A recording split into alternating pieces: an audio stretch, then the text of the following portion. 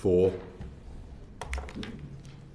Order, order. Welcome to the Treasury Select Committee on Wednesday, the 11th of December 2024.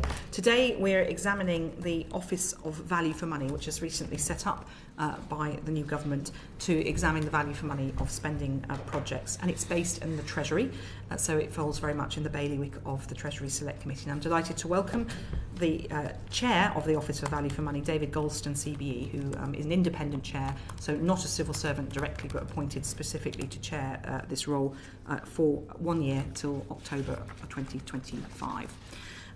He's joined by Johanna Harston, who's the Director of the Office for Value for Money at the Treasury, and Andrew Wood, who's the Deputy Director of the Office for Value for Money also at the Treasury. So a warm welcome to you all.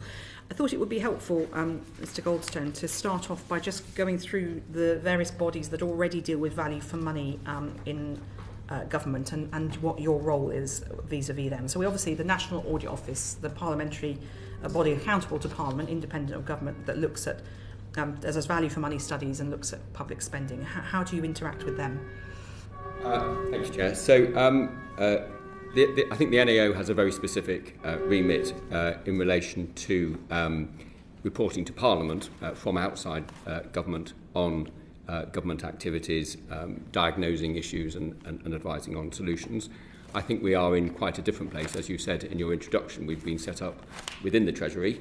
How do you interact with the National Service? So we are. I have already been interacting quite regularly, actually, over the 6 weeks since we got formally set up. I've seen the Controller and Auditor General, Chief Operating Officer, the Value for Money team. So we are liaising closely to make sure what we do sort of dovetails with what they do, and we're aligned. We actually have a secondee from the National Audit Office working in our team to make sure, again, we learn lessons from them, but we're making sure our role is distinct, but we're complementary and not duplicating. But we are working closely with and keeping in close contact. So presumably you have access to all of their public information. Do you have any other information that the National Audit Office provides you? So I haven't asked for non-public information yet. I think the working arrangement we've discussed is that if there's things we think it would be helpful to see they may have, we can have that conversation. And I've offered the same openness about what we're doing to them. I think actually, whether you offer it or not, I think the National Audit Office has every right to come and look at what you do. Well, of course, but given we're time limited, if they did that in the normal course of business, it might be after the event of the work we're doing during the spending review, whereas I'm open to us being accessible during the period we're doing work. Do you have a formal memorandum of understanding or any formal arrangement that's visible to us or the public? With the NAO, no. No, okay. Thank you. And then the Infrastructure and Projects Authority, how do you interact with them? Yeah, so I think so. The IPA, and obviously the IPA, I think the government's committed the IPA will become part of NISTA in future, bringing together the IPA role and the... Do you want to spell it out just because people following may not all be... IPA, Infrastructure and Projects Authority. There's the National Infrastructure Commission as well currently, which looks more at long-term strategic planning for all infrastructure investment requirements for the country. Those two, the government has committed, are going to be merged into a new organisation called NISTA, which is the... National Infrastructure and yes, we've all Service Transformation Authority. Well done. So their locus is very much the long-term infrastructure strategic planning and supporting delivery of projects and programmes within that plan. So again, I've spoken to Nick Smallwood, who's the chief exec of the IPA currently. I'm talking to the chair of the NIC soon. But I think the role is different. Theirs is very specific to infrastructure and infrastructure investment. We have a role in relation to looking at investment plans during the spending review. But again, that's quite specific. And we'll do that, and we will draw on the IPA's expertise in doing that. We're going to have a discussion about how major projects are set up with them. We're doing that in the new year. We'll do that with the IPA. So again, it's part of us trying to be very clear that we're not going to duplicate other parts of government and what they're already doing, but we will leverage them and work with them where we can. So in a way, similar way to the way we'll work with the NAO, we'll work with the IPA on infrastructure opportunities. I think in the interest of time, let me just run through a list of other bodies in government that also deal with value for money. So we have the procurement team in the Cabinet Office, the digital team, which I think has now moved to Department of Science and Technology, and the other specialist teams that deal with supporting senior civil servants in delivering big projects. Managing public money, obviously the guidelines by which all accounting officers need to abide by, so that the tram lines within which they need to stick in order to ensure as best they can value for money. The outline and final business cases on any project that would go through their normal process within a department.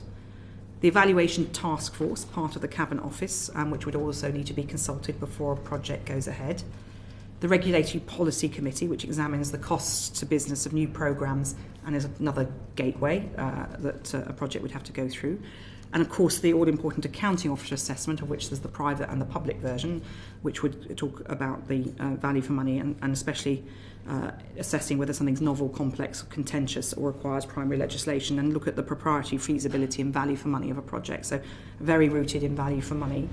And the government major projects portfolio, which obviously has a very important role in highlighting the major projects to the senior members of the government and senior civil servants. Then outside of central government, you have UK government investments and their expertise, often used particularly to put non-executives on arm's length bodies and provide sometimes years of experience from industry. Non-executive directors on departmental boards, again, some of whom have years of experience in delivering value for money in projects often outside Whitehall, and then of course arm's length bodies, many of whom have direct and technical expertise in delivering projects and value for money in their area. That's quite a long list of bodies that have a role in delivering value for money. What do you do that's different or is going to make a difference than these other bodies? So what we do that's different, I think, is we will provide direct advice to the Chancellor and the Chief Secretary, specifically during this coming spending review period, about areas to get after where we can reduce inefficiency and waste. We'll do a small number of focused studies in areas where, if you like, there was high risk of poor value for money. So particularly we think that will be in areas where service delivery, funding, or impacts of public services cut across multiple departments, where we think there's opportunities there. And we will look at some specific investment proposals, whether those are for major projects or for sort of spend to save activities which might use the digital opportunities you mentioned, and provide specific advice into the Treasury, into the Chancellor and the Chief Secretary on those, and out of that come up with, and out of that and wider research we'll do, opportunities for system reform. Now, I recognise there is an interaction in some way with all those other bodies you mentioned and roles you mentioned, but I do think it is distinct. But I think it's interesting, focusing on all those other roles, that the Chancellor has made clear in my appointment and in the terms of reference for the Office for Value for Money, we're not expected to be a permanent part of the system. We're not going to be part of the infrastructure going forward in the way those organisations are. We are set up to do some specific things during this spending review and to leave some recommendations for system reform, and it's time limited in that way. So we won't be part of the infrastructure alongside all of those organisations. I think if you wanted me to go through each, I could draw out a distinction from each, but I think in general we are trying to make sure we're additional. Many of the ones you mentioned we are in contact with, and we're making sure we're not duplicating, and we, as I said earlier, work alongside where we can make best value of that, but not duplicate. Okay, so you're providing direct advice to the Chancellor and the Chief Secretary to the Treasury. Does that advice go to permanent secretaries, secretaries of states and other departments? So my remit is to provide direct advice to the Chancellor and the Chief Secretary.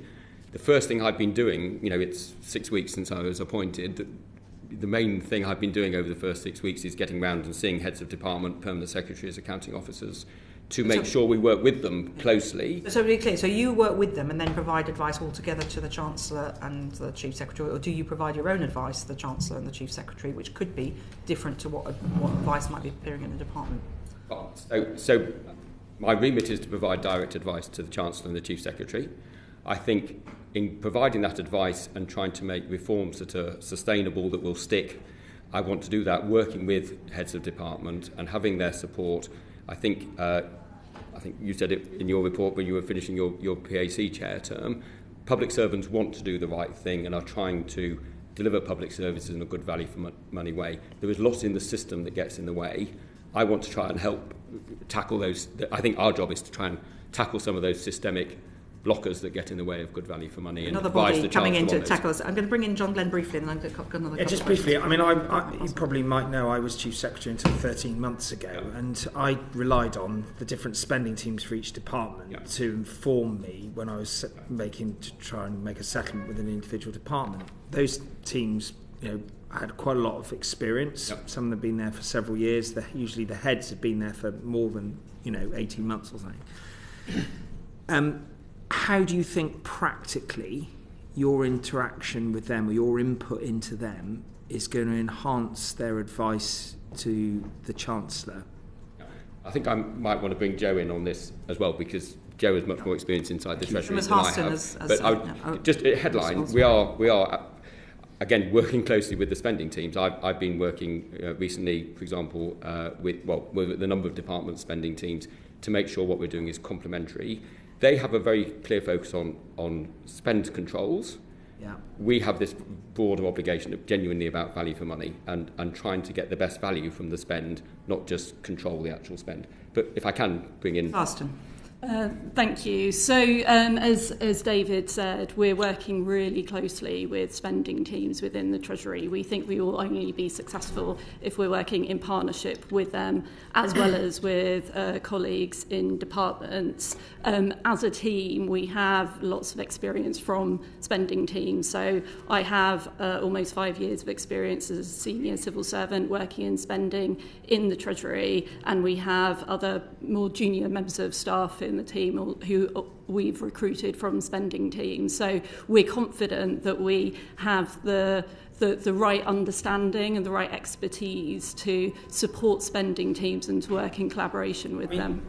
I don't have any doubts, because I think we worked together when I was in the Treasury of the expertise that exists. I'm just trying to define and draw out in this conversation what is additional of this new function, because I don't understand what is lacking in the spending teams, because yes, they are about control, but they also say, right, well, Chief Secretary, we don't think you should do sign off on X or Y because they won't deliver it, and there's no impact, and evidence suggests that in previous years over this 3-year period they didn't deliver any value from that. That was part of their function anyway. So it'll be helpful again to understand what that added value is that goes beyond that normal rigorous process of spending control and advice that goes to the Chief Secretary and Chancellor. So one specific point, we are put together a multidisciplinary team, which I think is different to spending teams generally. So we've some of the organisations the Chair mentioned, we have a secondee from the commercial function, from the NAO, from the evaluation task force. We are trying to bring together a multidisciplinary team who can provide that broader advice. And we are trying to look longer term and about sort of long-term value, not just the spend focus. Yeah. And I do think in what you described, the advice about is something deliverable, is that set up for success?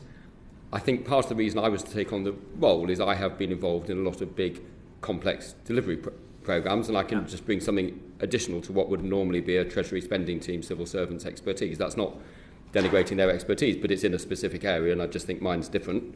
And having a multidisciplinary team brings us a different lens on that I hope we can add and complement. Okay, I think I'll bring Mr. Glenn back in a moment, but I just wanted to go back to the point about, you talked about a small number of focus studies. Can you give us examples, a specific example of a focus study you started or you're working on? Well, so I think it's a bit early to actually commit what the actual study is. Just that we are already in December and you'll finish in October next year. Yes, but only appointed on the 30th of October this year. So I think what the terms of reference talk about looking at areas that cut across government departments' responsibilities. So I think we are looking at areas where, whether it's in sort of service delivery, in funding, in impacts, that there are key public services that do cut across multiple departments. And there's a number we're looking at, but I think it is, if you don't mind, I think it's a bit early to say we need to have those conversations with spending teams. Which I recognise that you may be looking at a number, I think we would all accept that, but we would expect that you might be able to tell us some of the ones that are in the mix, understanding that in the 10 months you've got left in your role, you won't perhaps be able to do them all. So is there any examples of things that you're looking at? You may find that you can't scope them and deliver on those in time, and we understand that, we are reasonable people. But which sort of, we need to kind of put some real experience on this. I mean, if you look at, say, something to do with the NHS and social care, there might be cut across there. I mean, is that an area you're looking at? Can you just give us an example of things that might be in scope? So I think in that broad ambit, there are areas of that we are definitely thinking about. Yes. So health and social care might be some. Okay. Yeah. Anything else? And I think. Mr. Wood. Yeah, shall I come in? So we obviously want to be evidence-based in how we decide which areas to look at. So that's why we're going around talking to people and looking at what they're already doing to make sure we are complementary. We're going to focus on areas that are cross-departmental because review after review says that that's something that needs to be improved in the system. And we want to focus on areas that use the multidisciplinary skills we have. So as David said, we have people from the commercial function, we have people from the evaluation task force and the National Audit Office. So we've been looking through their reviews as well to see which areas are best. We've also been looking outside the Treasury, so we're talking to think tanks, international organisations about what they think we could look at and focus on. So we're really open to ideas and where we can make the biggest impact. We're a relatively small team. You're a small team. You've got a very short time. We're in December already. I'm not criticising you for how far or not far you've got at this point of time, because it would be a miracle if you had delivered a major review at this point, frankly, however brilliant any government is, or any of you individually are. So, but you're still sort of landscape reviewing, talking to people. This is all good stuff if you're a think tank, but you're trying to deliver a major advice to the Chancellor and the Chief Secretary about value for money. So when will you have finished these conversations and actually have one of these focused studies delivered? So I think in the new year we will be... New year in civil service terms, Mr. Goldstone, means any time between January and October. Can you be more specific? In the first month after the new year, we will be going to the Chancellor and Chief Secretary with our advice about where we will be looking in those areas. I think we do need to have the conversations with departments and with spending teams. We do need to get agreement. I'm not saying you shouldn't have that. But I just think if we started saying now specific areas, we would be setting hairs running that might not be helpful if those are not the areas. I mean, we'll get into a bit more on timetable and so on, but you're basically, in the first 3 months of next year, you'll come up with proposals that will go to the Chancellor and the Chief Secretary, just trying to understand the process here. And then you've got the spending review in June, so you'll be hoping to get something out to inform the spending review decisions? And we'll get on to the spending review in more detail, but just that's the plan. Look, I think we're going to do it quicker than the first 3 months of the new year. We'll aim to do it early in the new year so that we can start work during January and have an input into the spending review before it concludes on those studies. We will be engaging with departments on their efficiency plans more generally, straight, from the start. That doesn't need to wait for any other specific... And then just how many focus studies, Ms. Harston, do you think that the unit can deliver? So we think a small handful, so potentially 2 or 3. We think as a very small team, we need to be targeted. Well, okay, that's good. It's a bit of realism there. That's exactly. helpful. And then you talked about specific investment proposals. I think we might. I might be ringing Ms. McElvoy, whatever tractor's out there, in on this in a moment. But anything again on that, you can give us more flesh on the bone about what specific investment proposals you might be looking at. So I think for sure it won't be all. I think we'll be both new sort of capital projects, infrastructure investment, and investment proposals that are about spend to save type initiatives. So that might be using digital change or other types. And again, in your list of other organisations involved in this space, you mentioned DCIT and the digital role. We've spoken to them again recently about how we would want to work with them in our role looking at those sorts of proposals. So I think it's where the highest risk is. We're going to have to focus our attention where there's and again, I think again, my experience is a lot of investment proposals get put forward but haven't been necessarily fully worked through how they would be delivered. And again, PAC reports, NAO reports over the years call those sorts of things out. I think there is a lot we can bring about things being set up for success before they go ahead. And I would want to look at those investment proposals to say, are the real plans in place? Are they developed enough for the type stages? Okay, and so how many of those, Ms. Harston, would be in the mix? If you've got 2 or 3 focus studies, how many specific investment proposals will we be able to look at? So I think that we'll want to wait to see what comes through from departments as they provide their returns during the spending review process. I would expect it to be more than 2 or 3, because what we're not trying to do is to assure specific investment proposals or to undertake our own value for money assessment of those proposals. We'll want to look across a range. So if I were a canny permanent secretary, and I've had a few of them in front of me in the last decade, I might think, right, 2 or 3 focus studies, maybe a few more specific investment proposals. If I can persuade the team coming to speak to me that I'm on top of this, that there's not really much to see here, they'll leave us alone and we can get on and do it the way we've always done it. How are you going to make sure that you're really looking at the things that you know you need to look at? Because you'll be up against some canny people. There are some canny people. I would go back to all my experiences that heads of department want to deliver their responsibilities effectively and want to deliver it in a good value for money way. I don't think it's necessarily as cynical a business as you've just described. I think if there will be areas where we decide we don't need to spend much attention. We are as is clear from the conversation, we're a small team, we've got a time-limited horizon, and we are going to try and focus and prioritise in areas where we can make a difference and make an impact. And that is, we will be involved with most, if not all, departments on their efficiency plans. So that is across the board. And the Chancellor's launched the spending review, made clear there are savings and efficiency targets to be achieved. We will be engaging with departments on those across the board. Investment proposals where there's high risk and a small number of studies. I think that's quite a broad impact, and I think that will make a difference. But it's what we can do in the time available with Indeed, resources in the time available. We'll get on to that shortly. So, Lola McAvoy MP. Thank you, Chair. I think this is a fascinating project that you're leading because I love a bargain. So I wait with bated breath to see what the results are. I'm interested specifically, you talk about infrastructure and investment. Obviously, we've got the National Wealth Fund, how we're going to be rebuilding the economy and the country's infrastructure through that. I'm interested in whether you'll be looking at that and what thoughts you've had already on National Wealth Fund and, by extension, on GB Energy to make sure that this is all in line with value for money. I think that's a very specific area. The National Wealth Fund is again a new initiative. Is it in your scope? So I haven't been told anything's out of our scope, but I don't think we would particularly prioritise at this stage that being something we should get involved in. It's being set up in its own right with its own arrangements. Just to say that the proposals made through that could be some of the ones that we would scrutinise through the work we said on investment proposals. So that would be the way that we would get in there, and an ability to compare it to other proposals in other areas. Rather than looking at the setup altogether. Because obviously, in my understanding of it, there's a huge opportunity if you're new and that it's new to actually get it right first time. So why would you not take that opportunity? I think the only question is where we're going to, as the previous conversation, where we're going to add value and make a real difference. I think if there was, so I'm not ruling it out, but I don't think at the moment when you've got something, the National Wealth Fund is being set up with new objectives and clear priorities.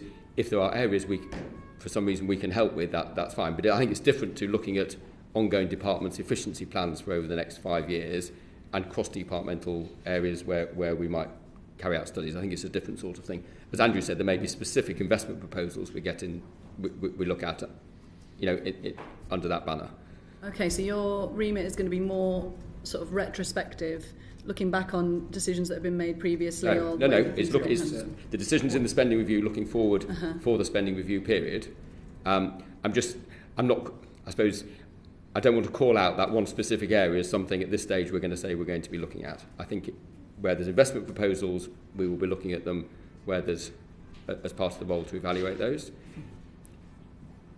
I think our main focus is departments' efficiency and savings plans, the small number of studies we'll be able to conduct with the resource we have available, and then those investment proposals. Thank you. Quick question from John Radio. I might be distracted by the noise outside, but you've a small team with a vast amount of government activity. Yeah. So if I was to ask you for a sheet of paper with the criteria you will apply in selecting what you're going to look at, would you have such a thing? So look, I'm quite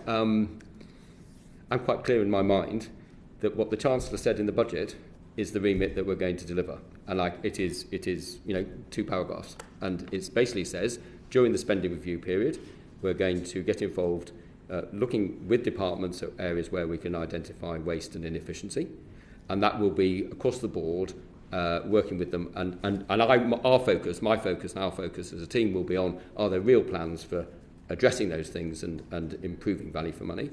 We'll be doing a small number of studies in areas of cross-departmental risk to value for money, and we'll be looking at investment proposals, again, with a sort of risk lens. Out of that, and out of the wider research we've done about initiatives like this before and internationally, we're going to come up with some recommendations for system reform within the 12-month period we've got. That's it. So I think I can write that. That is written down on a page. That's it. I think it's a very clear remit. But it gives us some clear focus that we can do within the resources we have. I think it gives us something we can call you back on and hold Absolutely. you to.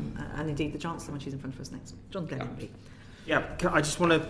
So, I mean, what I've taken so far is that you're essentially like a SWAT team for the spending review. Is that a reasonable characterisation? I know you won't want to be labelled anything, but I mean, essentially you're a surge function for the spending review to try and act as a sort of challenge on existing orthodoxies around Whitehall to make sure you get the right decisions for a multi-year spending review. So I think in the sense we're time limited, we've got a specific remit, and we're trying to impact the spending review, your characterisation I think is not unreasonable. Okay, great. Okay. Can I just sort of then dig into a couple of elements within that? I think you said that your interaction with the ongoing 2% productivity efficiency, you do have some oversight of that, but you're not really policing it. How are you again different to the spending team in terms of what you're doing on efficiency savings in year? Ms. Harston. Yeah. So we won't have a role on assuring the 2% productivity and efficiency target that has been set for 2025-26, because that was set through phase 1 of the spending review. That was the point at which we were formally launched, and we don't want to be backward looking, we want to be forward looking. And so what we will be doing is supporting the process of departments delivering the 5% savings and efficiency target that the Chancellor set out over the subsequent 3 years. Which is over the subsequent 3 years, so 26, 27 and the subsequent 2 years. One of the big hallmarks that I think of the approach taken by the government is that, and I think the Chancellor said in speeches that, unless something's sort of value adding or they prove that it's value adding, then it won't be included. And this is the concept of a zero-based approach, which I think every Chief Secretary would like to have, but actually in practice there are ongoing obligations that it's difficult to get out of.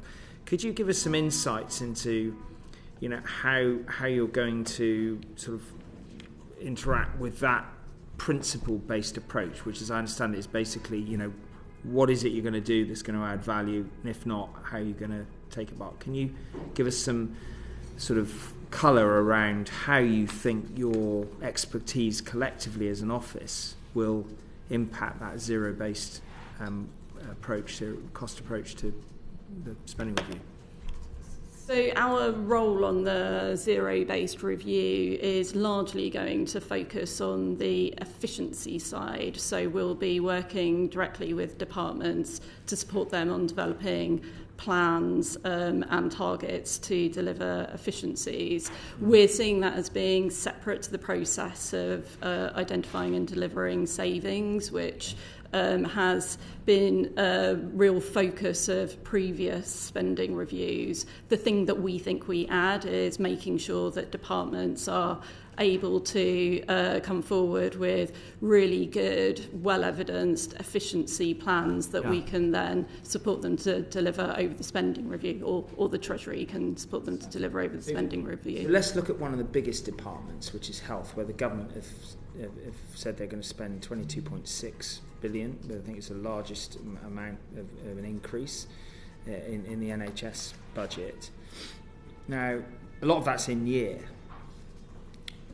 How is the Office of Value for Money going to get to grips with that significant surge, really, in spending, and ensure that enduring capacity is left in subsequent years? Because, of course, the risk could be that in order to deal with backlogs and pressures, which I acknowledge exist, they sort of have lots of agency nurses, for example, and you end up consuming a lot of money and not giving enduring recurring capacity. Would you have any involvement in how that money's spent? Because in the second year it would be material, I would have thought. You could bring some insights. So the Department of Health and Social Care have started their zero-based review exercise. I think the Secretary of State's been really clear, wanting to be sort of on the front foot at looking at reform within the NHS and within the health and social care environment more broadly.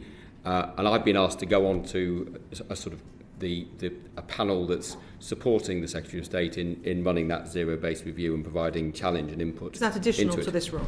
I'm doing it in effect as part of my role in this role, not in a separate capacity. So I think in that example, which is, as you say, such a massive part of the pressure on public spending, we've got a direct role. But I'm doing that in close liaison to your earlier question with the spending team in the Treasury and making sure we're all aligned in what we're trying to achieve. But trying to bring that my role, I'm not a health specialist, I won't claim to be a clinician with that input, but I will try and bring that lens on efficiency, on opportunities, particularly long-term opportunities to reform towards what the Secretary of State said as the priorities about the shifts that are needed in healthcare. So I think we can really help in that way, just add something else to the process. I just want to ask one more question, if I may, Chair, but I just want to get to this heart of this whole issue of money to deal with pressure, which the government, not unreasonably can assert is about fixing the foundations to make the economy grow, so that it's not encumbered by sickness and so on, versus that pressure to sort of surge money in the short term versus transform things so that money is routinely spent more efficiently. What I'm trying to understand is what your input looks like to make that second bit happen, because I recognise you're not a specialist in departmental spending. I get you've got personally a lot of experience in infrastructure, and some of these projects are quite complicated, number of hospitals we'll talk about later, I'm sure, and big infrastructure projects. But in terms of this spending review, how are you going to embed decisions that maximise recurring efficiency in government spending beyond the immediate? So what I think you're describing is a genuinely complicated challenge that faces a government and many sleepless nights. I'm sure, exactly, and clearly, you have been closer to it than I am. But there are immediate pressures, and there's a demand for long-term system reform, and we live within fixed fiscal envelopes. So that is a very challenging environment, and I think the Chancellor's been very clear about that. I think we're trying to bring the lens to make sure that the opportunities for reform to improve long-term, what's called system reform, the long-term, how can we change the system to improve the way government does business and the public sector does business, those get sufficient attention and are prioritised and are thought through effectively. And I think if they weren't, or if I wasn't convinced they would be taken seriously enough, I'd be able to say during the period the spending review's live and before it reaches the end, I'd be able to say to the Chancellor, I don't think they're taking it seriously. But I think it's a very positive development. They've been taking the initiative in setting up the zero-based review early. They've been welcoming to me being part of it to bring that lens. So I think I'm hopeful that we'll work together in a way that does give appropriate attention to exactly, and that long-term reform opportunities and opportunities to improve and make it more financially sustainable are taken alongside all the pressures that also have to be dealt with and that are unavoidable. Thank you. I think I've had enough. Bobby Dean. Just a very quick follow-up question. You said about the Department for Health having started the zero-based review and having started early. Are they alone in that? Have any other departments started their zero-based reviews yet, or are they, when they due to start? Most departments have now defined what zero-based review they will do. It's not going to be our role to tell you that, and I don't actually have the list in front of me anyway, so I couldn't. We'll have to now we know there's a list, we'll ask for it. But the point I wanted to make as well was that we're here to bang the drum for value for money, and in some cases that's value for money as distinct from pure affordability. So where something costs money now but brings value later on, that might be something that we would be making the case for. And then as part of the system reform piece in the longer term, if we find that there's something in the system, some rule or incentives that meant that it was more difficult to aim for something that added value for money in the long term, then that's the kind of thing that we would be looking at recommending to change. So it sounds like you've identified yourself, it's quite a challenging environment for you to operate in. Are you feeling brave and bold? Are we going to be seeing some exciting changes that you're going to come up with? I'm trying to gauge how big your interventions are likely to be. So I'm very excited to have taken on the role. I'm very motivated. I didn't sort of need to do it. I'm doing it because I want to do it, and I think, and actually the team have all come together because they want to be part of this. And I think we see an opportunity to do things in a better way and to tackle some of the blockers that I think a lot of people working in public services recognise get in the way of trying to do things as well as possible. So I feel unconstrained in making recommendations to try and fix those things. I think all the messages I've had from the Chancellor and the Chief Secretary, all the sort of tone there was around the appointment and setting it up, and what they've said to me privately and have said openly, gives us licence to make the recommendations to say what we think should change, unconstrained. And I think that's really healthy and welcome. And I don't think I'd have really wanted to do the role otherwise. So I think, if we can't make a difference, it's on us. We won't have done our jobs as well as we think we can do them. Okay, thank you. Ewan Yang MP. Thank you, Chair. Mr. Goldstone, perhaps Mr. Wood, a quick question about the size of the SWAT team. So you have 20 civil servants, is that right, in the team? The terms of reference says we'll be up to 20. At the moment we have 12 members of staff plus David as Chair. Yeah. Do you also appoint experts, external advisors as well, or consultants? And if so, how many do you think you will have? The terms of reference set out the option of appointing other independent experts, advisors. At the moment, we don't have any in addition to David. We're engaging with a whole external community on things that we might look at as discussed. And I think if we saw a gap that other experts could fill, we would definitely keep that option open. Thank you. And Mr. Goldstone, a much broader question about what good would look like by this time next year when you've wrapped up the Office of Value for Money. Your remit extends over the 3 years of the Phase 2 of the spending review, which takes us almost to the next general election, I'd imagine. So there's a question also about kind of retroactive accountability. If there are suggestions that you make now that will be implemented long after you are then disbanded as an office, and how you deal with that. So what would success look like for you, and how would you deal with the retrospective reflections on what's happened?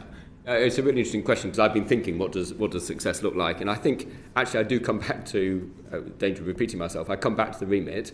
I think if we can make I think sometimes in the past efficiency targets in spending reviews have been numbers without real plans behind them, and I've experienced that sometimes myself in previous roles. I think if we make sure that the efficiency targets that are embedded in the spending review have real plans that ensure they are deliverable and have a chance of really making it being achieved and realised, that will be an important measure. If we can make a real difference to 2 or 3 of the most complex areas of public service delivery, where there are real challenges, and they cut across departments, that would make a real difference. And again, if we can help set up investment proposals, with the best chance of success, not sort of being hopeful and optimistic without really having the planning behind them, I think having those firm plans would make a difference. You're right, though, we will also then aim to leave recommendations for long-term system reform out of the learning we've made and wider research. I think there will be an evaluation of what we've done, during the period we're here and on the back of the spending review. Who will write that evaluation? And who will write that evaluation? I don't think it's clear yet. There will be an evaluation. I think it's committed that will happen. I don't know what there hasn't been yet is a decision. It's clear we're going to be time limited, but not how long that is. We're focusing on this year. I've been appointed for a year. There is a decision to make, if you like, during 2025 about what whether the role carries on longer, and then therefore what sort of evaluation there'd be afterwards. But we are committed to making an impact that, as you said, lasts through the term of this Parliament, through the spending review and through the system reform. We think we can do that in a year. And what advice would you give to a future committee, let's say a few years on, holding that evaluation, perhaps a few more grey hairs between all of us at that time, and when we look at that evaluation in a few years' time, when the future committee looks at that, to really be able to understand, was it worth having an office of value for money? What advice would you give to a future committee? To ask Andrew and Joe back. But, so I think I've been very clear today, on the record about what we're trying to achieve. So I think you will be able to assess what we've done. It will be visible out of the spending review outcome. I think quite what we publish and when is still to be resolved, but it'll be visible what we've done. You'll be able to see that against what we've said we're being set up to do. And I think you will be able to measure whether we've been successful. How would we know that it's you and not just a brilliant department doing a brilliant job on its own? That you've just happened to have added your name to. So do I mind very much if that's the case? So if good value for money proposals come through, and if the spending review is rigorous and can achieve the efficiency targets in it, I'm not going to sort of fight over whether that's our credit or permanent secretaries as accounting officers or spending teams, because we are going to have to do this together, and we're probably not going to be able to unpack where the credit lies, and we shouldn't bother really. I hope we will make a difference. I think probably the Chancellor's commitment to this, which my personal conversations with it's very genuine. I think that sets a tone that makes a difference anyway, and I just hope that if there is a good successful outcome, we won't be able to unpack whose credit. Every success is the politician's success, and every failure is an orphan. We know. So, Mr. Wooden, I was bringing Mr. Young back. Can I just add? Yeah, everything we're doing will be with departments and other teams in Treasury. So because we're so small, our kind of way of working anyway will probably be to set up virtual teams with the departments and the other teams in the Treasury to make that progress. So in a way, by design, everything we do will be a joint success anyway. And I think you have to operate that in that way if you're a time-limited body, because you want it to land afterwards. You can't just stop and then say, look, we've delivered this. That will be long-lasting and not without people to continue it on. Yeah. And Mr. Goldstone, I think it's very admirable, that, as you said, that you chose this job because you want to take on the task, and it will be a big task. When you applied for this, was it already made clear to you that the targets would be the 5% target over the phase 2 of the spending review, or was that after? And at that point, was it possible for you to have a frank conversation with the Chancellor and the Chief Secretary about the realism of that target? And do you have any views about the realism of that target? To be clear, I didn't apply for the role. I was approached about it. It's been a direct appointment.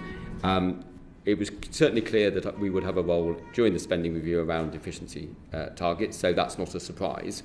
And I think because, as Joe explained earlier, I think the target is around both real savings where things are stopped doing or there's less, and things being done more efficiently. I think our focus on mainly going to be in relation to the efficiencies area is really clear, and that is very compatible with all the conversations I had before the appointment was announced.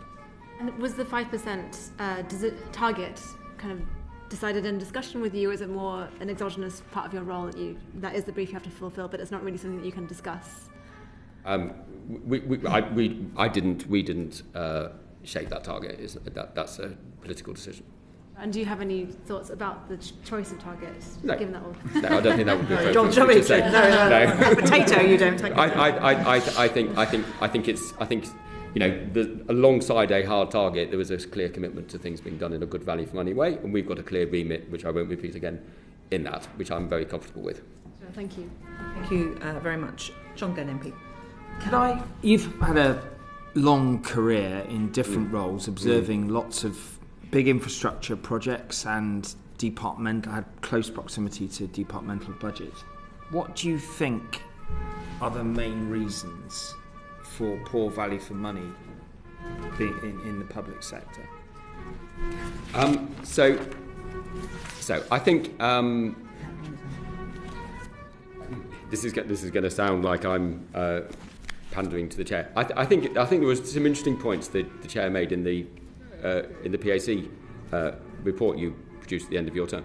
Things like long-term planning, which embracing cross-departmental areas and the funding that goes with that are areas where I think there are opportunities.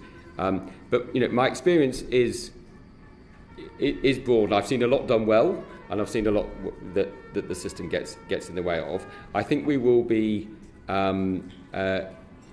you mentioned, particular areas of my experience were a lot of big projects. I think sometimes the funding regimes, the control framework, those sorts of areas, are they set up to deliver a large long-term investment plan in optimally? I think there are things we can do better in that sort of area, and that's the sort of area I think we might find opportunities for system reform. So I don't want to labour the point, but the government is setting up or merging two entities, as I understand it, to form the National Infrastructure Service Transformation Authority. Wouldn't they be doing that? Yeah, so I think going forward, as I said earlier, we're not going to be a permanent part of the system. They will be, but I think it's a role that I think could be done. There are assurance checks and things like that with projects now. There's gateways that the IPA run. I think we still have the situation where projects, investment proposals of different sorts, are initiated or agreed to in spending reviews, but are not necessarily set up for success as well as they could be. And I think I've got a lot of experience in seeing what has worked and in some cases what hasn't, and that we can help without trying to prescribe the solution precisely now. I think there are areas there where we think we'll be able to make recommendations that almost certainly it will be NISTA who would take those forward in that respect.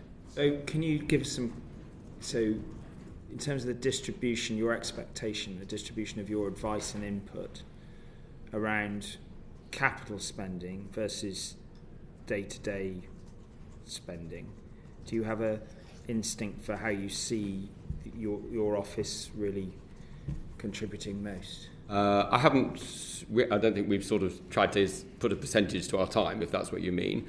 I think the efficiencies part of the role during the spending review is largely in relation to resource spending. The investment proposals will be a mixture actually of capital, real capital, and resource being used to, for investment to achieve more efficiency, but where it is resource funding. So there will be a combination. But it partly does depend what proposals come through the spending review from departments. So I don't think I can put a proportion on it. Obviously, some of your experiences recently have been some of the biggest national infrastructure projects in the country, and I suppose the committee is very keen to understand. I think what you've just said then about capital projects, they're not big multi-year projects. I think you said they're set up and they're not set up to deliver in the right way. Would you like to say something a bit more specifically about that? Governments come and go. I mean, you don't want to be squeamish about telling off the previous government, and there's plenty of people on this committee who would be very happy if you did that. It'd be useful to get to the heart of what it is in a spending review that isn't done or hasn't been done, that means that those significant multi-billion pound projects, as you know too well, not all of them have actually delivered, and we're trying to surface the insights that you are going to bring in all your observations of all these different departments that will help us validate your activity. So could you say a bit more about what you're going to do? So, I don't think I'm going to quite, if you like, diagnose the solution we're going to come up with in a year's time. But let me try and respond to the question you're asking. Thank you. What have I learned from my long experience trying to deliver complex things around government? One thing I would say, these things are not easy, and I think it's very things do go wrong, but delivering complex programs and complex public services is difficult, and I think. I'll reiterate that I think by and large the people who are in the leadership roles are trying to deliver those roles in a way that's good value for money. And there are things in the system that get in the way, which I'll come on to.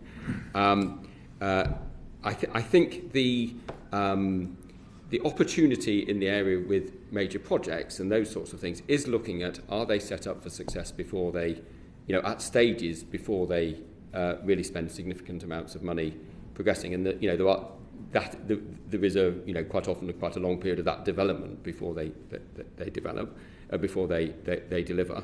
but the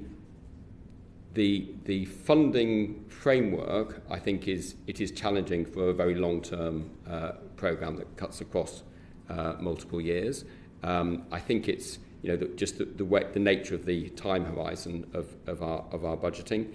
I think the control framework, the governance relationships, some of the almost by definition, the very big programmes are always unique in some, their scale, their complexity. They're not regular sort of activity that's duplicated widely. Each one you might choose, whether it's the 2012 games or HS2 or investment in nuclear power or whatever it is, they're very, very different and they're very, very challenging in their own right.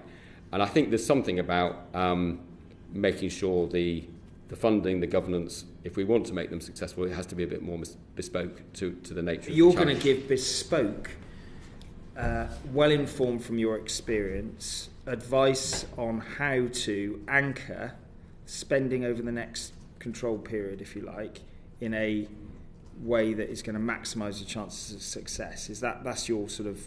I'm hoping we'll be able to give some real recommendations how we can set these things up with a better chance of success going forward, yes. Thank you. I was going to just bring in John Grady and I'll come back to Ms McAvoy. Just briefly, picking up on John and Lola's questions on infrastructure, we've obviously got potential for new investment in nuclear with a new funding model, so that's one thing. In Scotland, we've had the famous ferry saga, hundreds of millions of pounds years late and over budget.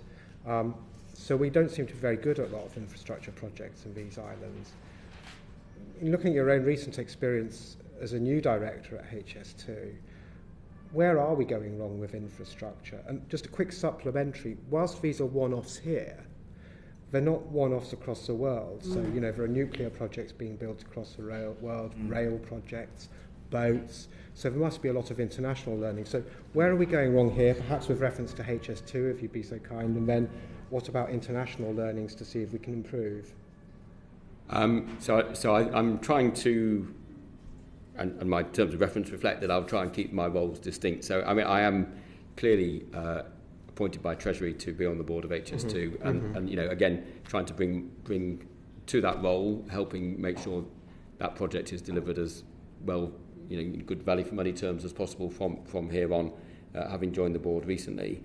I think there is lots of analysis out there about what's gone wrong, and I don't think it's for me to say now. I am working with the team very closely about the sort of cost forecasting going forward. This is the HS2 team. When you said the team, HS2 or yes, sorry, with HS2 and DFT, really to try and make sure that there is a confident, well-founded basis for it going forward in the future. I'm not going to get into what's happened in the past. There's a new executive leadership coming into HS2. There's some things, I think it's recognised the organisation needs. I think it's. I think Mr. Grady's just asking that. It's not expecting you to do analysis in detail of the past. It's been quite well documented, but you come in picking up those past problems.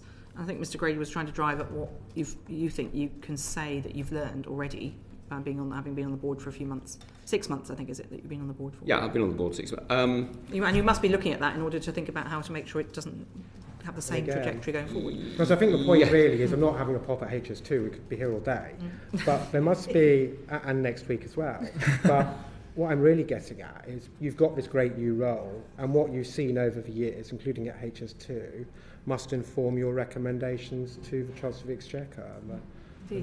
But I what I'm saying, I think the recommendations we're going to be making, we're just at the start of the period. We've got a year, and we're 6 weeks in. There is learning from HS2. There is learning from other projects, and obviously I've got my own experience. I think I don't want to start sort of coming up with some diagnosis about HS2 here. I don't think that would be appropriate. But I think there are lessons which apply there as elsewhere about how we set up, if you like, the governance, the funding, the delivery structures for major projects, which are very bespoke. And I think that we can. I think there are challenges globally. I don't think we're unique, in finding these things very challenging, but there is definitely also international experience, some of which we don't compare. We might get well into international experience in more detail. But look, on HS2, you are in the hot seat now, trying to get this project delivering in the way that the current government has said after. But you must have something to say about what the choppy route it's had, that there are some key milestone lessons there that So I'm on the board of HS2 Limited, appointed on behalf of the Treasury. So I'm bringing that role into the board. There's a new chief executive, Mark Wilde, who I think is really in the hot seat, and I'm talking to him regularly and supporting him. And I think the areas I think we can, or we're discussing that I think I'm trying to bring some assistance to put them in a better place and help there be a better grip of the whole project, is in around looking at the cost and schedule forecast, quite detailed areas around the forecasting going forward. Some of the areas around the capacity of the So what lessons are you picking on to adjust the cost and schedule forecast? Because obviously, I mean, there's been a lot of people in this place and others looking at HS2 over the years, and there were lots of challenges with the cost and schedule forecast in the past. So what are you suggesting that should change so that it won't? And and can you guarantee? Well, perhaps I won't tempt you to guarantee it won't go wrong in future, because that might be optimistic. So I am bringing a role as the Treasury appointed non-exec on the board. I think there are opportunities to set the cost and schedule forecasting that will give us a better chance of success going forward. I have not tried to go back and diagnose what has happened in relation to that in the past, but I think that's been pretty well trodden by the NAO and in PAC hearings and reports from the department. Well, give us just a couple of things that you're going to be doing differently in HS2 then, that will reassure the tax-paying public that have spent a lot of money on this so far, that their money will be better spent in future, thanks partly to your input on the board. So I am uncomfortable sort of trying to diagnose those things about HS2 in this environment. I'm not sure it's appropriate for me to. Well, it's just that you're talking about a lot about cost and schedule forecasts. That's kind of, I don't mean it gobbledygook in a rude way, but we're all average people, right? We're not specialists like you. A cost and schedule forecasts is lots of words, but what's that? Just perhaps explain in plain English what that means, that you're actually trying to get HS2 to do differently. So I think we have got a process going that is different to how it's been in the past, with HS2, the organisation and the department sponsor team basically developing the inputs to the spending review as a joint exercise that we will be able to bring into the spending review and then set a new baseline forward, which the new chief executive will own and be accountable for. A new baseline, so a budget that you can be... A baseline scope and budget and schedule and analysis of risk. Okay. And I think because of the various uncertainties around scope and those sorts of areas, and there's commercial renegotiations going on, we're doing that off an agreed set of assumptions, which I think is just doing it in a very collaborative way with everybody's best input and some integrated assurance. So I think there's just a lot of rigour behind the process that's now in place. I'm saying that without criticising what's happened in the past, because I haven't. Very reluctant to talk about Mr. Goldstone for someone who's actually holding effectively the kind of the government responsibility on the board as the Treasury appointee. Yeah, well, so I think that's a key part of the role is about the cost and schedule forecasts. I've mentioned there are areas I think we are supporting in relation, or I'm supporting in relation to the organisation's capability, and there's a review going on of the governance, which I'm also extensively inputting to. So those three areas are where I am. Right, well, that's great. So could you give us anything on governance or capability? Are there different skills coming in? My previous role, we looked a lot at the integration of big projects. That was often an area. Is that an area you're looking at capability? Can you give us a hint, or just tell us? So the department commissioned James Stewart, a review by James Stewart of the governance and assurance. I've spent a lot of time supporting that review and bringing my experience into there. Yeah. That's going to get published soon. So soon, have you got a date? I believe it's due to be published, well, I think in the new year, but... That's a very long period of time. Early in the new year. We might chase that up. But again, it's not for me to... Okay. Maybe the artistic but that's the department, DFT will be published. So I've spent a lot of my time inputting to that alongside the work I've done. And the capability? Capability review? Yeah, so who else? So you were talking about governance and capability. So again, it's the chief exec's accountability, but I have been talking to him and giving my views about areas where I think there is... opportunities to strengthen, particularly I think the organisation's capacity and capability in managing the large contracts they've got in place at the moment. When will we know what the shape of that will be? When will that be published? I think that would be for the. I mean, that wouldn't be for me to say. That would be the chief executive. Okay. Well, we'll pass this on to our sister committee, the Transport Select Committee, under the excellent chairmanship of Ruth Cadbury, to pick up on that, I'm sure. Lola McAvoy, briefly. Thank you, Chair. Moving on from HS2, I'm interested in how, if you've had any guidance about the sort of solutions that you might be finding for the problems that we've all identified. And are you in the market for quick fixes, or are we talking sort of 20-year project reform? What sort of, have you had any guidance, and also what are you minded to do? So I don't think we've had any guidance beyond what we've talked about as our remit. I think it's up to us to come up with the recommendations we want to make. I would be disappointed if we were saying things that were going to take 20 years to make an impact. I think we are looking to make a difference in the spending review period, and then to leave some system reform recommendations that can be put into effect, quickly. I think there's going to be a spending review every 2 years. We'd hope those could come through in the subsequent spending review.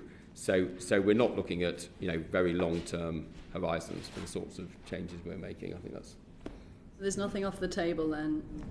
No, I have confirmed that when I was being appointed. There's nothing I haven't been told anything's off the table. Interesting. Thank you.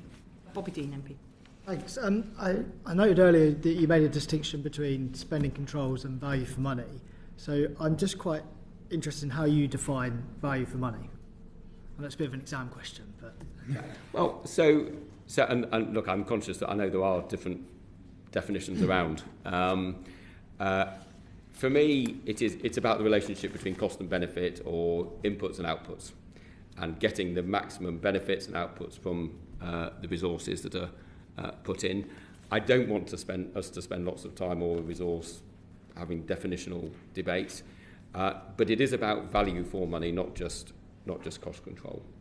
And so I think we do want to look at, for example, if we can get more output from the same input, that is better value for money, as well as reducing input to get this, reducing input and getting the same output is also better value for money. I guess what I'm interested in is just having the phrase "for money" in there automatically makes me think of a pressure on costs, and that might change the sorts of things that you look at. So why wouldn't it be Office for Public Value or an Office for Value? The focus on money makes me feel like that there is going to be a bias towards solutions that are going to drive down cost in your search for value, and there could be other senses of value. I mean, an improvement in public service delivery would be much better. So, for the avoidance of doubt, an improvement in public service delivery for the same cost would be better value for money, and that would be absolutely the sort of thing we will be supporting. We are not only about reducing cost. Okay, fine. You also said just now that you want to make a difference in this spending review period, and I guess. And it speaks to my colleague's point a little bit as well, makes me concerned that we might be focusing on short-term measures, stuff that we can see results in by the end of this Parliament, say, when actually some of the truly value for money things that we could deliver are actually going to happen over much longer term. So if you did preventative interventions in mental health, for example, or other such examples in different policy areas that take 10 years to really see the benefits from, are those going to be ignored in favour of things that can be turned around more quickly so the government can celebrate them before the end of term? So I think we have sort of got the two buckets of activity. We've got the things we're trying to do during this specific spending review period, and then the recommendations for system reform. And I think the sorts of things you describe, could come through in investment proposals during the spending review, albeit they would undoubtedly take time to deliver, but those are opportunities we could.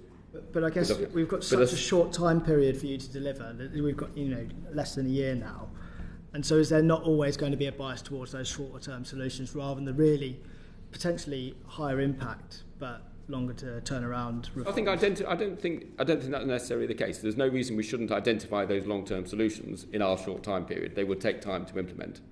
Thank you. Thank you very much, Lola McAvoy. Sorry. Thank you. Just on this value for money point. So on how you define value. I've spent my career improving terms and conditions of low-paid workers, working on publicly funded contracts for private contractors. And when we saw improvements in the terms and conditions, we saw, sickness reduction, productivity gains, better retention of staff. How are you thinking about value in terms of the value to people's lives as well? And I suppose I'm interested in whether that'll be something you'll be looking at in your analysis, because I think there's a lot of people working on these public contracts who are in work poverty, and you said that long term, you'd be looking at the long-term impact of some of the decisions taken in the short term that might be cheaper in the short term, but obviously the state pays with increased services and poorer health outcomes for these people anyway. So I'm interested in whether you'd be looking at the analysis of that. Mr. Goldstone. So I think the opportunities for those long-term investments that have long-term benefits is definitely part of what we would be interested in. I think we touched on that in the conversation about health reform earlier. So I think that is not at all off the plate, that we would be looking at opportunities where, and it falls almost into the area where I talked about cross-departmental services, where it might be the impacts that are cross-departmental, because we, by spending less in an area, we cause a knock-on impact into others. And I think, for example, housing consequences that have impact on people's future lives and create problems for those individuals and demand on other public services. So I think those are the sorts of long-term value for money questions that I think in this exercise and in our role we will definitely be looking at. But I think, as we said earlier, we are going to be doing this in the environment of all the, if you like, the competing pressures we're going to be experiencing. But I don't think those things are off the table. Again, I think it's where there's long-term value from taking a sustained approach that improves the value from the spend. That is what we're going to look at. That's interesting, because in the public procurement, as it stands at the moment, there's the 10% social value clause for public tenders, and I've done a lot of work thinking about how you could improve that. And another thing that's come across my desk recently is about patient satisfaction being taken into account for renewing contracts, and I'm quite interested in whether you would take that as something that would add value for money. If the patient satisfaction of a service was really, really high, for example, it might be something that would be taken in as a reason to replicate what that service was doing in other areas. I mean, we're in some very specific areas. I think perhaps user satisfaction, if we take it broadly. Yeah. Yeah, so I think we don't see it as our job to define what the policy objectives are that the government sets itself. I think we see as our job supporting departments in identifying how best to use public money to deliver those objectives. So I think in this particular case, obviously it's very specific, but if we were to look at this particular case, whether or not we would look at public satisfaction, I think would depend on ministers' views about whether that is the outcome or the objective that they want to achieve. And then we would see our role as looking at how best to achieve that outcome or objective using public funding, supporting the department. Just to drill down into this a little bit more, if you wouldn't mind, specifically when public bodies contract and do their tendering process, it's often about cost. So for obvious reasons, I suppose my concern about your remit is that, like Bobby Dean said, that it will be a real focus on cost, but not taking in sufficiently broad, not taking in the actual impact on people's lives. And I suppose I just want to get a read from you about how much you would be open to considering those factors when you're making these recommendations. Well, so I think specifically it is value for money. It's not just the cost. I mean, I think that you're drawing out, if you like, part of the difference to a situation where we may have been set up just to cut costs, which is not what we've been asked to do.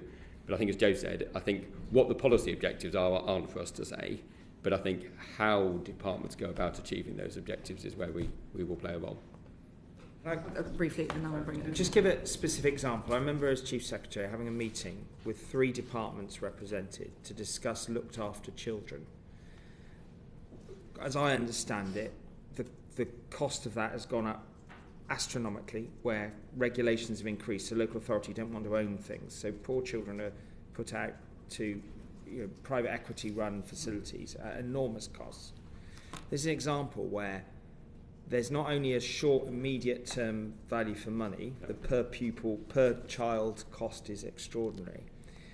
Yeah. But your execution of a value for money solution will need quite radical intervention across multiple departments being accountable. Now, you've spoken out, and your extensive experience suggests that you understand the dynamics of Whitehall accounting officers and all the rest of it. Would this be something that you would say is worth looking at? Because, I don't think any of us can say that, and I'm sure the chair has looked at this as well. Value for money does not exist in that, but the solutions, and to Ms. McAvoy's point, there's getting stuff done in 1 year with consequentials in year 2 and 3 and 4 that you're going to have to pick up additional costs because you've got health outcomes, etc. I just want to get some confidence that the complexity of this is being gripped, because otherwise we could end up with deference to existing departmental norms and no real incisive intervention from yourselves of how to do things differently. I think that is an example exactly of the sort of thing we are thinking about for the small number of studies we're going to do. So I think... So you're going to do one on that? We are only going to be able to do 2 or 3. That is a very good example of exactly the sort of thing we are thinking about, and we will be, we'll be, if you like, in the mix of and we've spoken to, the development departments already but what we won't be... So, as you say, there are clear departmental responsibilities, but if you go up a level, there's a clear issue with the public service that's being provided and the cost and value for money of it. So I think that is the sort of thing that we would be giving very serious consideration to looking at. And I think we'll be clear what we are doing. But if you're asking, is that the sort of thing? It's absolutely the sort of thing. And can I come in on that? Bristol, I'm just aware we may have votes at 4, so we just need to... Okay. That's good. Okay. So just quickly, that's exactly why we're looking at things that are cross-departmental, because it's in those situations where you want to look at where responsibility lies and how you calculate diffuse benefits.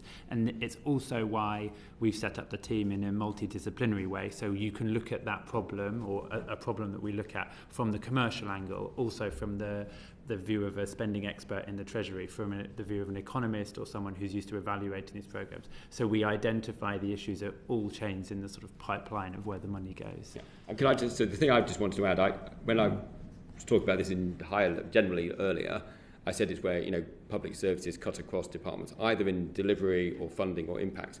That sort of example, there are more than one department that has responsibility.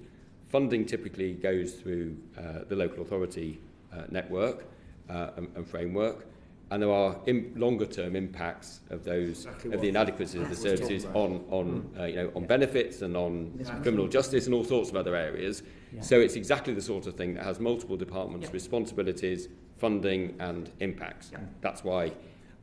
Thank you. Hopefully that I'm reassuring you we're... That's great. Thank you.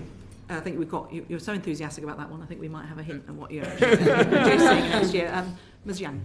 Thank you, Chair. Mr. Goldstone, I would go back to this question about time horizons and long-term savings. You mentioned the idea of spend to save, and I was wondering if you could describe that a bit more, and also does the time horizon of that saving have to be in the 3-year time horizon that the spending review that you're tasked to look at is within? So I think, take the first part first. So I think departments have got clear targets for the spending review period. The 5% we talked about earlier across savings and efficiencies is specific to the spending review period. I think if we're looking at opportunities to spend to save, though, we would definitely be interested, if you like, in what's the payback period, what's the return on investment from making the initial investment, and I think it can often be far greater the longer you look, and that would support the investment with the returns beyond the spending review period. So I don't think we'd be looking at the benefit just having to be constrained within the spending review period. Does that mean then you would be minded to make proposals to the Chancellor, including proposals that would not actually lead to meeting the 5% efficiency target within the spending review period, but with an eye to increasing efficiency and value for money in the much longer time horizon beyond 5 years? So the 5% target has been set for departments to achieve across their savings and efficiencies in the spending review. So I'm not going to sort of do anything that undermines that. I think we can go further if we look longer. The benefits may spread longer term from some of those upfront changes. How do you balance the tension between not undermining this 5% savings over the next 3 to 4 years with this idea of spending to save in the much longer term?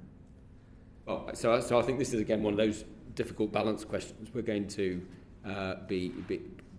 get involved in as we get through the process. There are the competing pressures about service pressures that already exist in departments and the new commitments, and trying to make these changes. And I think we're just trying to make sure there is enough attention and enough evidence of properly thought through plans behind the efficiency proposals that come forward. But I think there will be some judgments that are going to be political judgments, not that we won't be making. Okay, it was ever the issue that politicians get involved at some point. Yeah. Thank you.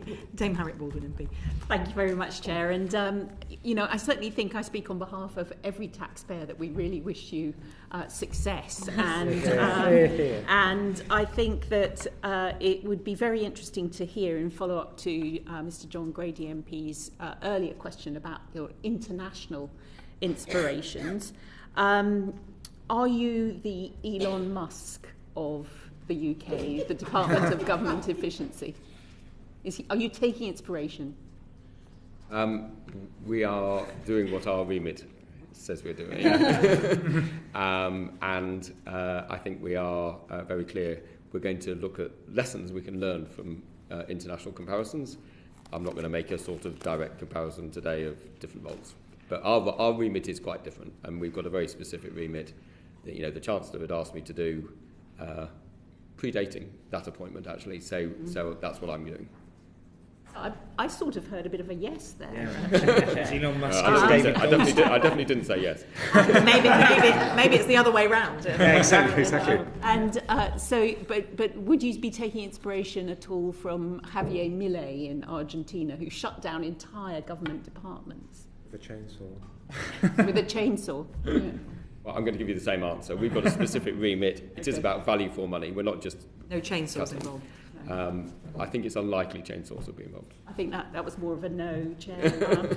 But in terms of an example internationally, which when I went to Ukraine before the Crimea invasion, they'd adopted a procurement system there, which actually the UK had helped to fund and roll out to make all their public procurement very transparent.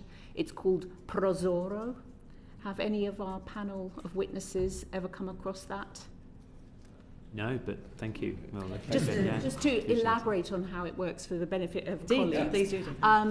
Every piece of public procurement has to go on this very transparent website, whether it's one primary school buying pencils or school meals or hospital meals and so on, and it's entirely transparent. And so if you're a provider, you can look at what's being procured, and if you are a vendor of pencils, you not only can see that opportunity, but can also see what prices were paid for every other pencil across the entire remit. So I would urge you to look at the system that actually was built partly with UK taxpayers' money, because it's worked very, very well. So I think that's a really interesting example. So in some specific project environments, there have been those sort of procurement portals that put everything out there for the whole basket of things. But I suppose that's in a more narrow field than you're describing. I think we have got a very well established now commercial function across government that sort of does, I think much better resourced and specialist than maybe it was a few years ago, that does commit and procure in a very transparent way. But I think if there are opportunities to learn, I mean, one of the things I want to say here, we are very interested to hear good examples you've got and experiences.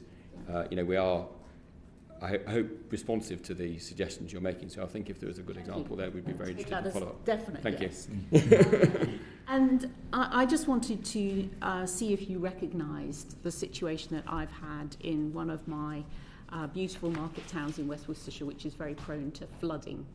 where the Environment Agency estimated that the cost of flood defences for the town would be 5 million, and the government awarded 5 million to the project. Then we had inflation in terms of inputs, and the costs went up, and the government awarded an allocation from the Frequently Flooded Communities Fund to cover that shortfall. And it then started to go ahead, and now the Environment Agency is saying it's going to cost even more than they thought, and they can't afford to go ahead because although they've got enough money to build what they think it's going to cost, there's such a large contingency reserve that they can't believe that it's value for money. Is that something that you recognise, because this community is really crying out for these flood defences? So I'm not familiar with the specific situation. Mm-hmm. I think situations where costs of projects are initially underestimated, costs where contingency requirements are not fully funded, I'm definitely familiar with both of those. I think when I was saying earlier, the funding framework to support capital infrastructure is an area where I think there are opportunities to do things better.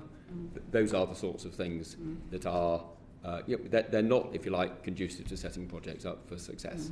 And I think big capital infrastructure needs a properly rigorous, assured estimate, and it needs contingency funding where there is material risk to be funded, or to be certain how it would be available if it's needed in one way or another. There's different ways that could be done.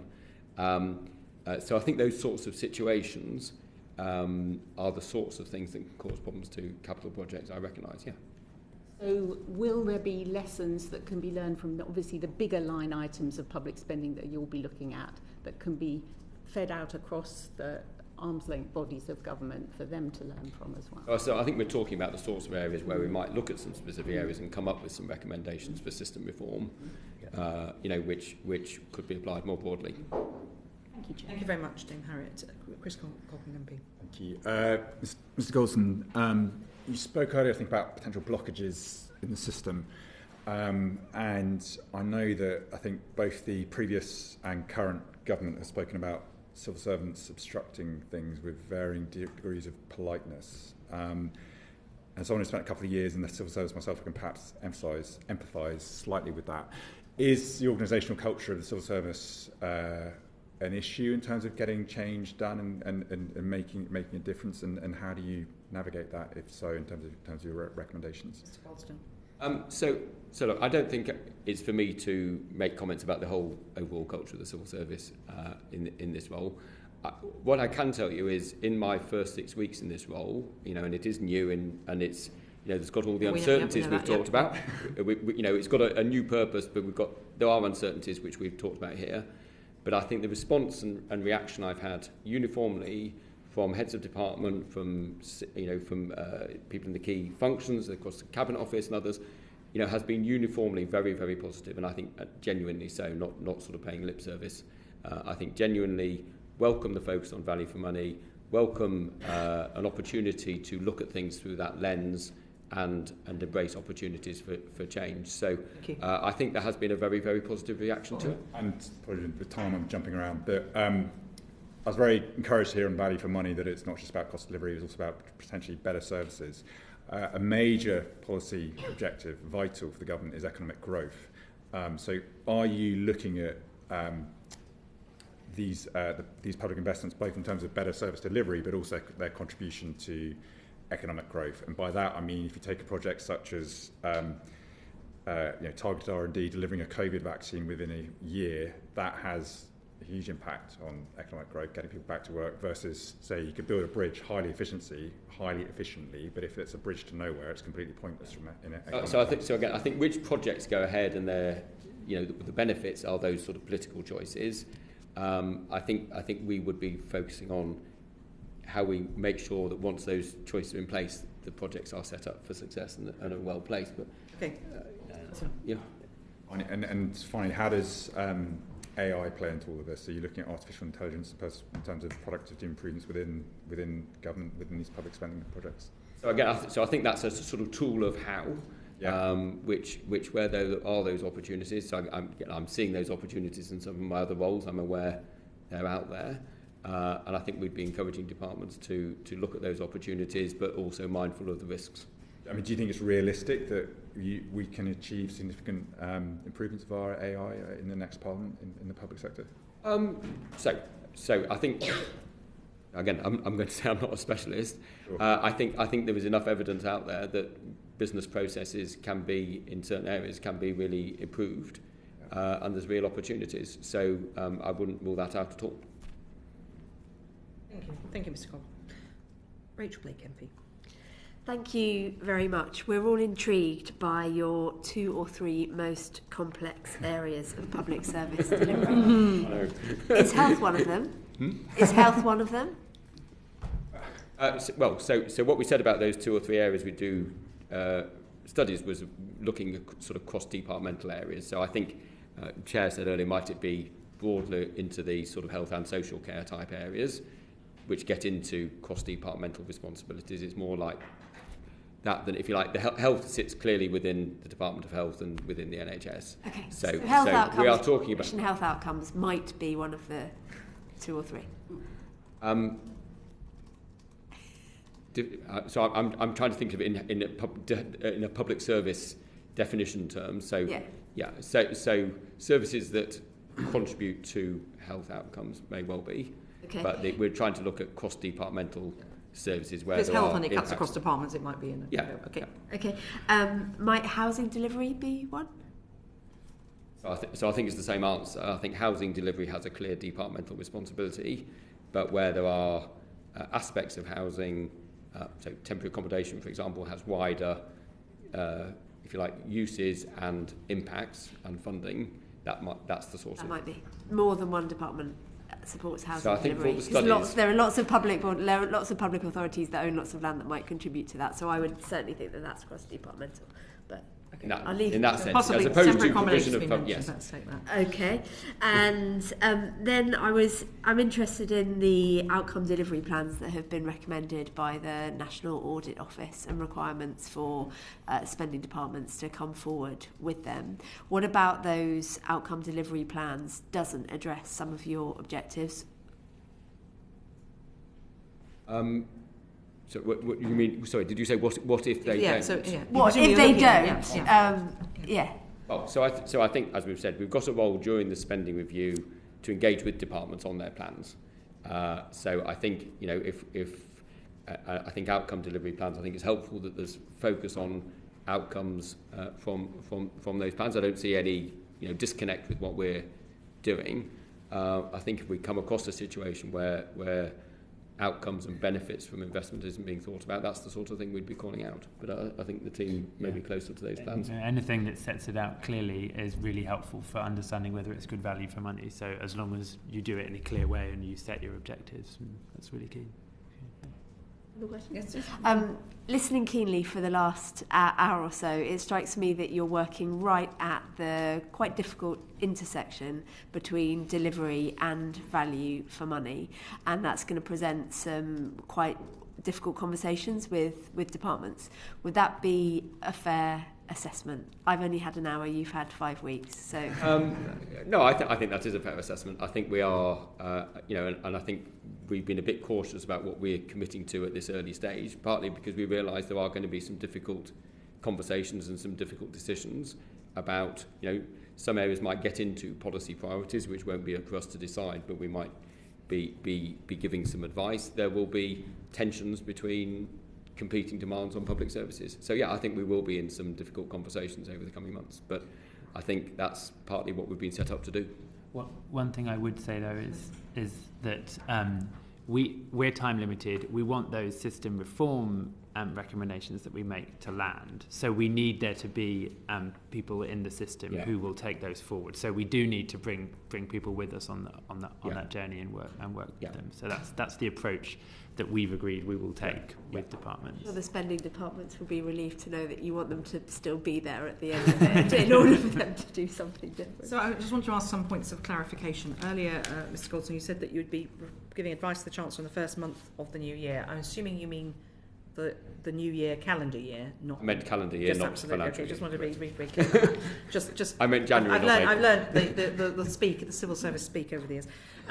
You mentioned that you're on the health board, and as part of your role, is that extra days on top of the day a week that you're giving to the Office for Value for Money? I'm on a panel that's providing challenge and support to the zero-based review, not the board of the department. Oh, sorry. Okay, yeah, sorry, the panel. So is that additional days? To your it's part of what I'm doing. Is my okay. So in the same pay, yes, you're paid a day a week roughly. Okay, and you talked about an evaluation. There will be an evaluation. You said who will be doing that? How will it be paid for? And which projects will you be evaluating? How will you? I mean, because it can take long. Good evaluation can take 7 years.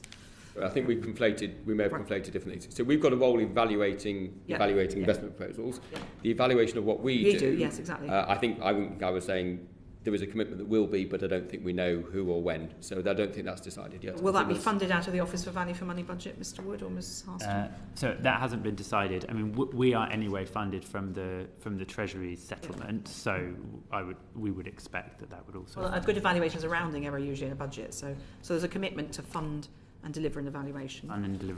But usually an evaluation, Mr. Wood or Ms. Harston, is set up at the beginning of a project so that it can start working straight away. That hasn't been set yet?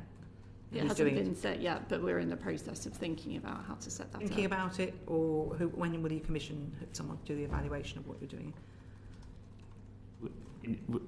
We've agreed that we'll do it in the coming week, so that's how we're going to set it up. So we've come back to that. If you can come back to that, why don't we come back to that? Very, very helpful. Yeah. And the role goes to the end of October next year at the moment. There was talk about it, it could carry on longer potentially. If it were to carry on longer, Mr. Goldstone, is it something that you would be keen to do, to continue? At the moment, we've all agreed a year till the end of October. Okay, very carefully put. Okay. Well, I think on both parts we'll see how it goes, and there'll be decisions about whether the role should continue, whether the office should continue, and in that there could be a conversation about whether I continue, and I would have my own view. I'm excited about doing the role now. And you're committed to doing it. And I'm committed to doing it for a year, and I'm not committed to anything. Neither side's committed beyond a year. Okay, and just to be clear on the numbers, Mr. Wood, you mentioned there were 12 civil servants on it, and you've also got a multidisciplinary. So is it 12 civil servants? That's not including, or is that including secondees at the moment? Includes the secondees. We're about a third secondees. Okay, so that's the same. For context, that's the same time size as this committee of people who are doing this big job of running the Office for Value for Money. Okay, and what skills are you bringing in that you don't have in this Treasury spending team? Can you just give specific skills? You mentioned a couple, but perhaps you could just list. Yeah, so we've got a secondee from the National Audit Office. So obviously that's audit expertise, but in a general sense, we've got a secondee from the Evaluation Task Force, bringing a lot of experience actually in evaluating different projects and processes, and then we've got secondee from the Commercial function who has managed some quite large procurements both in the public and the private sector. How senior are these individuals? We have a mix of grades in the team. The two of those secondee, one of them secondees is grade 6, another is a deputy director level equivalent, the one from the NAO, and another is grade 7. Okay, and I mean, what are they? I'm just trying to get a sense of what's new in the team that you're leading, Mr. Goldstone, you're chairing, compared with what they're doing these jobs elsewhere in government. So what's new? What new skills are you? Any new skills you're bringing in, or is it just because when you're all together in one room, magic happens? We have definitely found that we look at these issues from different angles. So you look at some of the public services challenges. Our colleagues will be looking at these same problems and come up with solutions for different parts of it that hopefully do complement each other and work together. So to take the example, it might be that the contract that was written didn't allow for the proper assurance processes, but it might also be that the way that the funding was allocated to that department also didn't encourage the right incentives. So we can look at those issues from those different angles. Can I just add something, Chair? Sorry, I think it does also. So I think you called it magic. There was a bit of when you bring. I think I wasn't being entirely serious. Yeah, I know, but when you bring different skill sets together, you do think about things in a different way, and it gives those opportunities. But I think it also gives us a reach back into those organisations. So for me, part of the benefit is we've got a link into the evaluation task force, the commercial function, the NAO, and we are using that as well to make sure we are, again, not duplicating. We're being. So, and then on terms of skills, Mr. Goldstone, you've been involved in big project delivery. Who else in the delivery side who's actually going to have to deliver projects is involved in your team? So I don't think there's anyone else in the team at the moment who's got the same sort of experience I have, but we have been talking to the IPA about how we'd work together. So how do you make sure it's not just an esoteric and academic-y discussion in Whitehall that doesn't, when it hits the real world, won't actually deliver?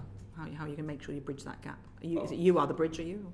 So I think I am a bit of it, but I think, as I said, we would want to work with the IPA when we are looking at the big project side so that we use their input as well. You're going to make recommendations, but how are they going to stick? Is it you just relying on the Chancellor's power to push them through? Will they be made statutory?